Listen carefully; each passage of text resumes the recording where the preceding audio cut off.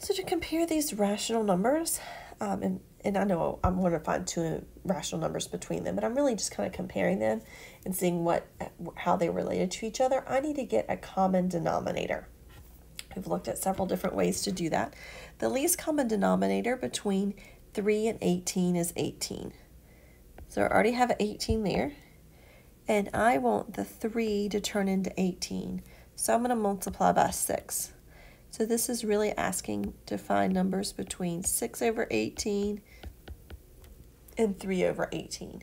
When I get that common denominator, then I can easily see numbers that might end up being in between them. So there are lots of different possibilities. I just asked you to pick out two, but you could have chose 7 over 18. I'm not going to reduce them down so you can see the pattern. 8 over 18, 9 over 18, 10 over 18, 11 over 18, and 12 over 18. You could have chosen any of those numbers. There are a few that you would need to reduce down. 9 over 18, for instance, is 1/2. But you could have chosen any of those numbers. Don't go with decimals. Don't say 6.5 over 18. And that goes back to our definition that we had, where in a fraction, a and b have to be integers, so they can't be decimals. There. For this next example, we already have a common denominator. We already have 11. However, I can't think about anything being in between 2 and 3 because I just said we couldn't have 2.5. So we need to look for a different common denominator that we have. I'm going to basically undo these simplest forms. So I'm going to multiply these numbers by something so that I would get a denominator larger than 11. I will tell you just to save a little bit of time and ask me for two rational numbers. So I'm going to multiply by anything greater than 2. If you multiply by 2, you're only going to find one rational number.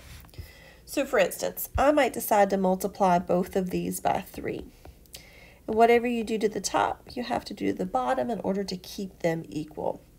So that would give me, instead of 2 11ths, that would give me 6 33rds. And instead of 3 11ths, that would give me 9 33rds. And then there are two numbers that exist in between there. So I could use 7 33rds and 8 33rds as my answer. You might be asking yourself, why did she choose 3? You didn't have to choose 3. Don't choose 2. If you choose 2, you're only going to be able to find one number in between. Let me do another one. Let's say an easy one that some people might do is to multiply by 10, because it's easy to multiply by 10 in our heads. That would give me 20 over 110, and then 30 over 110. And I could pick any numbers that might fall in between there. So 21 over 110, and I don't know, 27 over 110. Any numbers that would fall between 20 and 30. What I did was I kept my fractions exactly the same value, but I unsimplified them. I multiplied to find a denominator that was larger so I can find these numbers in between. It's kind of like zooming in. If you think about taking a picture, on some phones when you go to zoom in, you actually see it might be ×2 or ×4. You're getting closer and closer. So we're zooming in on these fractions so we can see what might be coming in between them.